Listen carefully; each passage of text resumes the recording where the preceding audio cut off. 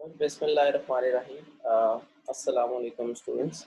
This is your instructor, flight lieutenant Mohammad Shoaib Arshad.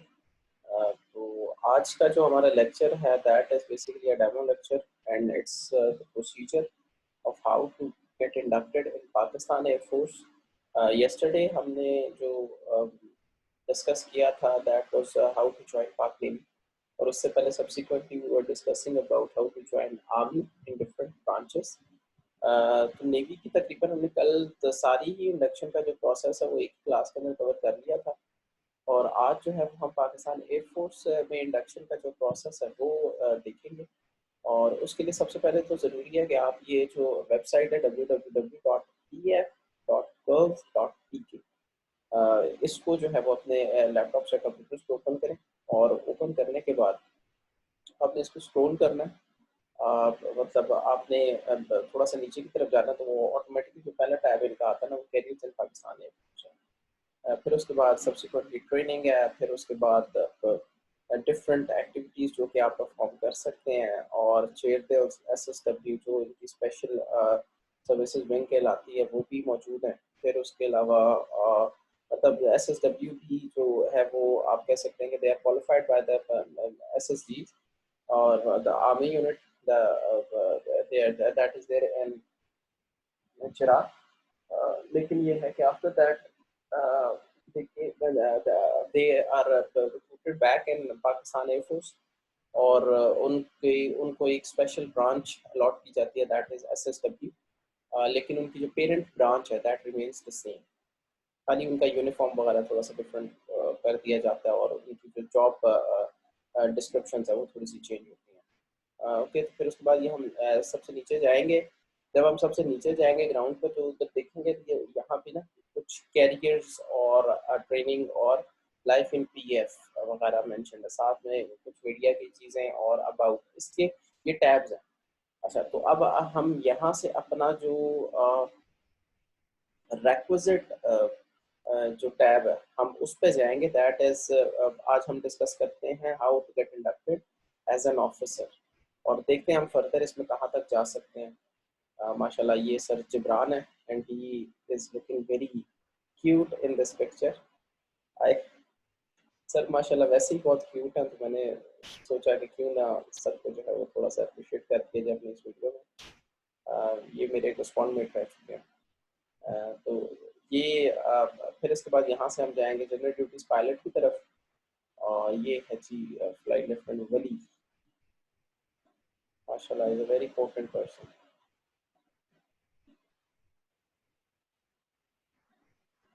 अच्छा, यहाँ से अब हम चलते हैं अपने मतलब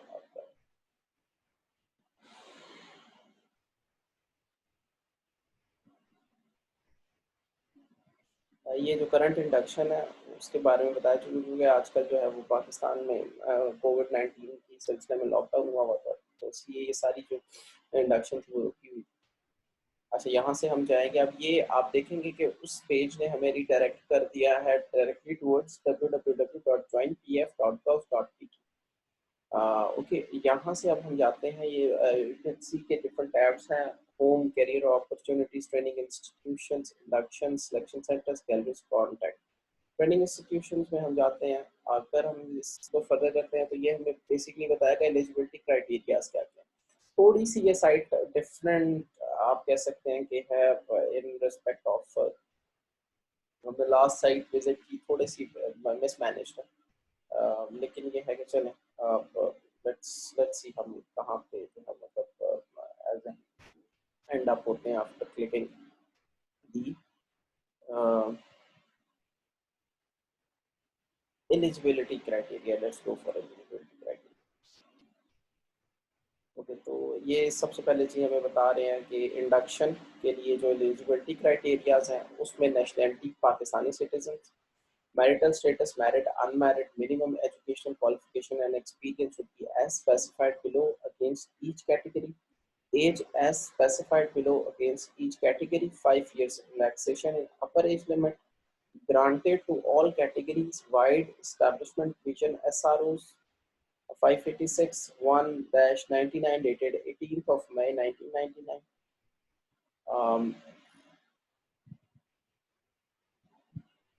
Categories: foreman laboratory, foreman assistant, foreman sport coach, religious teacher, assistant, stats assistant, stenotype, civilian store, research. ये तो सारे civilian appointments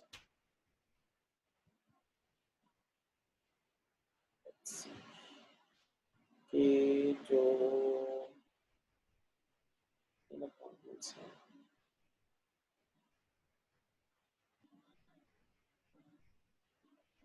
अच्छा, after going into officers and eligibility criteria, officers में every civilian appointment was there. चलो, let's see.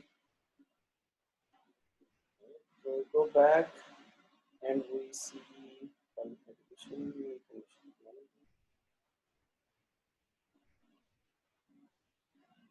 officers, civilian categories. It's a bit difficult to understand and get what is this.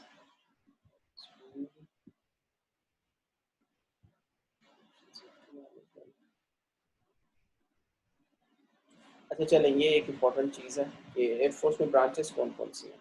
तो सबसे पहले general duties pilot, जो pilots होते हैं. General duties navigator, जो navigation से बिलोंग करते हैं. एयर डिफेंस की ब्रांच होती है. इंजीनियरिंग की ब्रांच होती है. एडमिन एंड स्पेशल ड्यूटीज़ की ब्रांच होती है. इंफॉर्मेशन टेक्नोलॉजी की ब्रांच होती है. लॉजिस्टिक्स की ब्रांच होती है. एजुकेशन ब्रांच होती है और मेडिकल की ब्रांच होती है. तो ये टोटल 9 ब्रांचेस हैं जो कि पाकिस्तान एयरफोर्स में जो है जिनमें रिक्रूटमेंट की जाती है. मोस्टली इसमें जो है वो थोड़ा बहुत आपको गाइड करता चलूँ.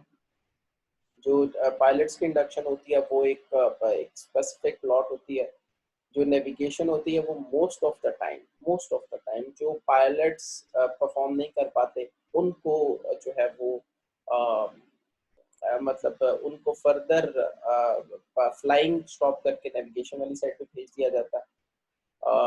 फिर उसके बाद नेविगेशन के अलावा जो एयर डिफेंस की ब्रांच होती है वो that deals with the radars and Mistrals and Spada and whatever the systems that are there with the Pakistan air force. जो इंजीनियरिंग की ब्रांच होती है सेल्फ एक्सप्लेनेटरी है. ये जो 4 ऊपर की ब्रांचेस आती हैं pilot, navigation, air defence and engineering, these 4 are ops branches जिनका जो रोल एंड टास्क होता है वो ऑपरेशंस के साथ होता है. Admin and special duties, information technology, logistics, education, and medical. These 5 branches are support branches. They are the support elements. Okay, जो के support करते हैं operations को.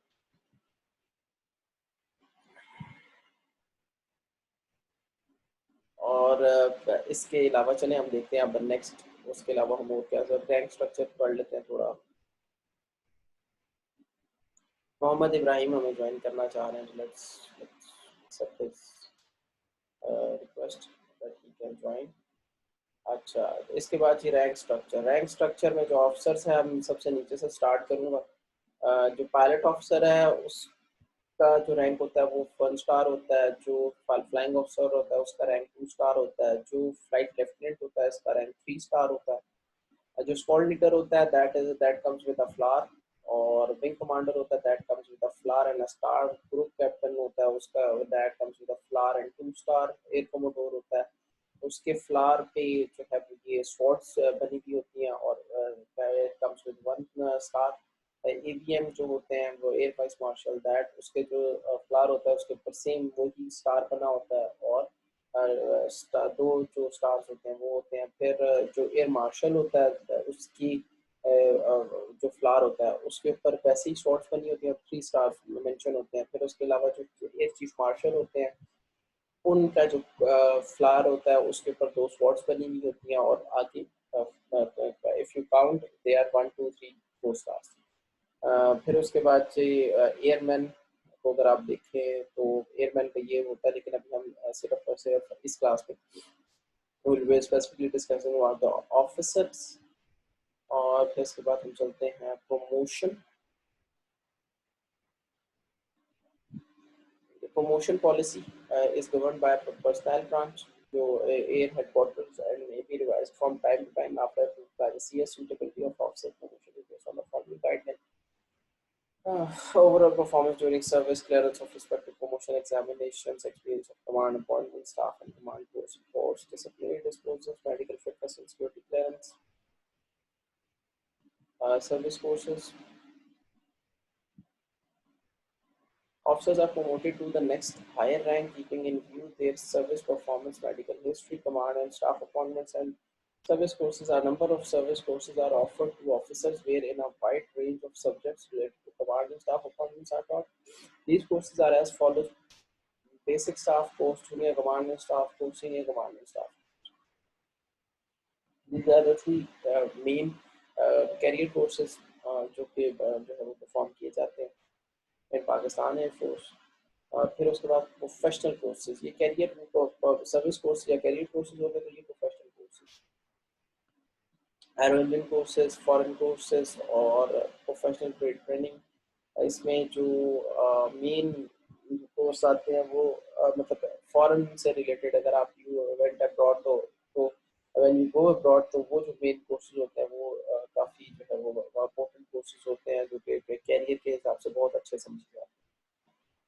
Grant of public permanent commission to a short service commission, officers holding short service commission, special purpose short service commission, and extended service commission (ESC) are eligible for the grant of permanent commission after 3 and subsequent years of their commission service. Subject to the following conditions: the officer must be below 36 years of age at the time of commissioning. The officer must have minimum rating of last 3 years. Annual OERs as high average without any adverse remarks. The officer should possess a very satisfactory record in all aspects. The officers who qualify eligibility criteria are detailed for ISSB and being recommended by ISSB are considered for permanent commission. The lady officers who are willing for permanent commission may be considered for the same, and on completion of 10 years of commission service, the date of permanent commission will be the date of notification. Self-education officers, it has persistently emphasized the need to develop highly qualified and skilled human resources in its ranks. Rules have been formulated for PF officers to improve their academic qualification through personal efforts while keeping essential PF manning level and service requirements in view. Officers fulfilling eligibility criteria may apply for permission to take admission inland, abroad, and study leave at least 3 months in advance of the course leave commencement date. If permission is granted to the officer is to submit admission letter for subsequent issuance of NOC. After taking permission, the officer can apply for any scholarship program HCC to sponsor his studies during the period of study leave. In case of sanctioning of full-time study leave, the officer would not be considered for a service-sponsored postgraduate PhD courses in the field. और ये वैसे काफ़ी हद तक देखा जाए तो वो चीज़ें हैं जो कि मतलब विद इन द एयरफोर्स के जो सेटअप है वो वहाँ पे पेश की जानी चाहिए, लेकिन इन्होंने वेबसाइट पे प्रपोज किया होगा, तो that is specifically related to their own terms के मतलब उन्होंने इस चीज़ को कैसे मैनेज किया है।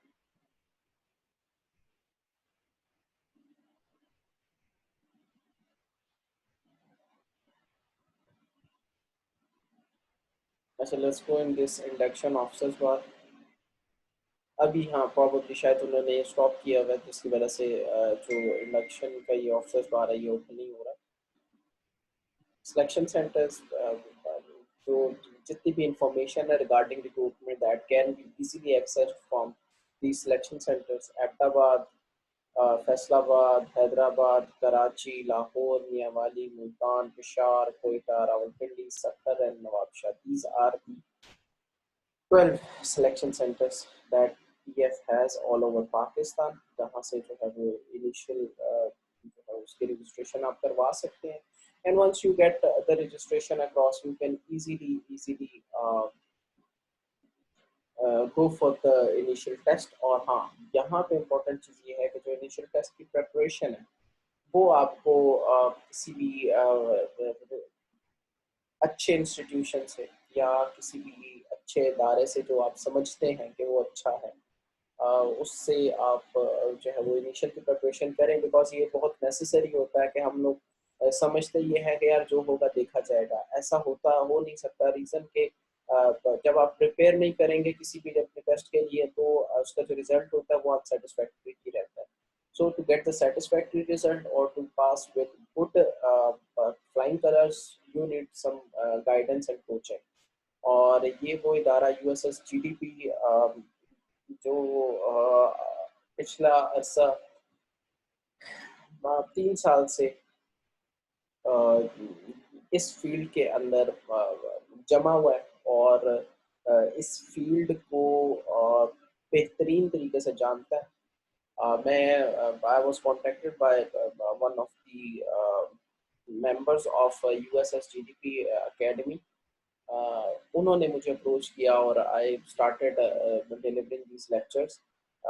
जैसे कि मैंने पहले थोड़ा सा एक्सप्लेन किया हुआ था कि ये जो एकेडमी है ये मेरे शहीद दोस्तमेट के नाम पे है, फ्लाइट लेफ्टिनेंट उमर शहजाद।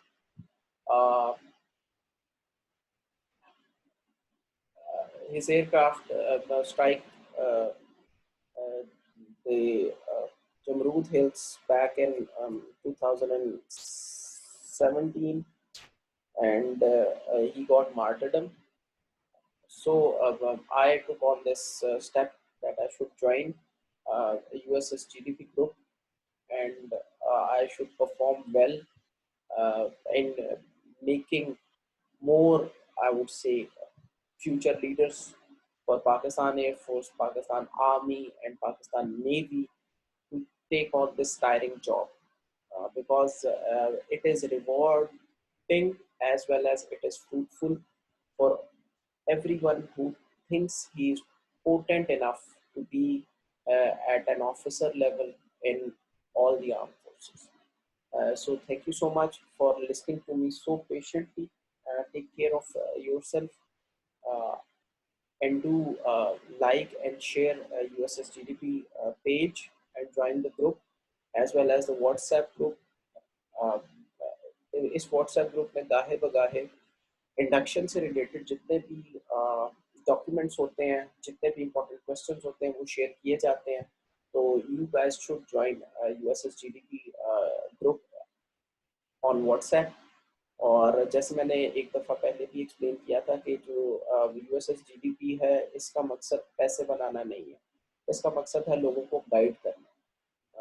और बाकी जो इनिशियल की फ़ी और ISSB की फ़ी है वो सब्सिडाइज्ड ही है और वो सब्सिडाइज ही होगी।